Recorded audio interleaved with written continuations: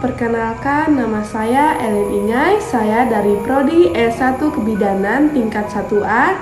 Di sini saya akan membawakan materi tentang nifas. Nah, pertama-tama di sini teman-teman harus mengetahui dulu apa definisi nifas. Nah, masa nifas atau puerperium dimulai setelah kelahiran plasenta dan berakhir setelah alat-alat kandungan kembali seperti keadaan sebelum hamil.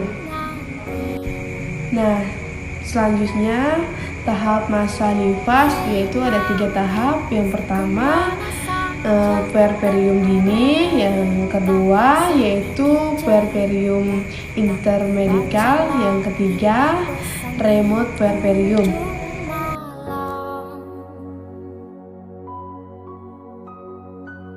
Nah, di sini ada tujuan masa nifas. Yang pertama mendeteksi adanya pendarahan masa nifas, yang kedua menjaga kesehatan ibu dan bayinya, dan yang ketiga melaksanakan screening secara komprehensif, dan 4 memberikan pendidikan kesehatan diri, dan 5 memberikan pendidikan tentang laktasi dan perawatan payudara, dan yang keenam mengkonselingkan tentang KB.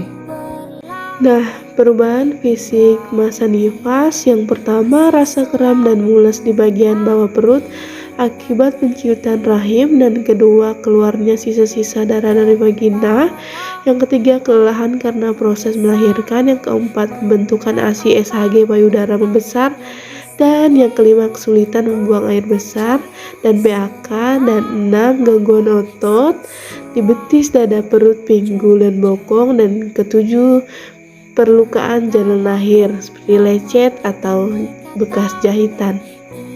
Nah, selanjutnya adalah perubahan psikis atau mental. Yang pertama, perasaan ibu berfokus kepada dirinya berlangsung setelah melahirkan sampai hari kedua, ini disebut fase taking in. Dan yang kedua, ibu merasa khawatir akan ketidakmampuan merawat bayi. Muncul perasaan sedih yang disebut baby blues, disebut fase taking hold hari ke-3 sampai ke-10. Dan yang ketiga, ibu merasa percaya diri untuk merawat diri dan bayinya, disebut fase letting go hari ke-10 sampai akhir masa nifas.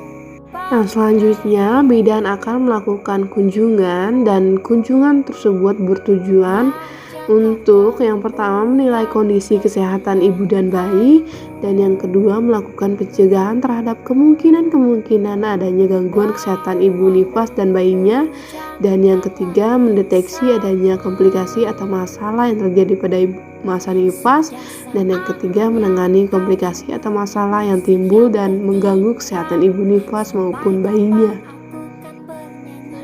Kebijakan program nasional pada masa nifas paling sedikit 4 kali kunjungan yang dilakukan. Kunjungan pertama yaitu 6-8 jam setelah persalinan, yang kedua 6 hari setelah persalinan, yang ketiga 2 minggu setelah persalinan, yang keempat 6 minggu setelah persalinan. Nah, 6 hari setelah persalinan pastikan involusi uterus fundus tidak ada pendarahan abnormal. Nilai ada atau tidak ada tanda-tanda demam, infeksi, pendarahan abnormal.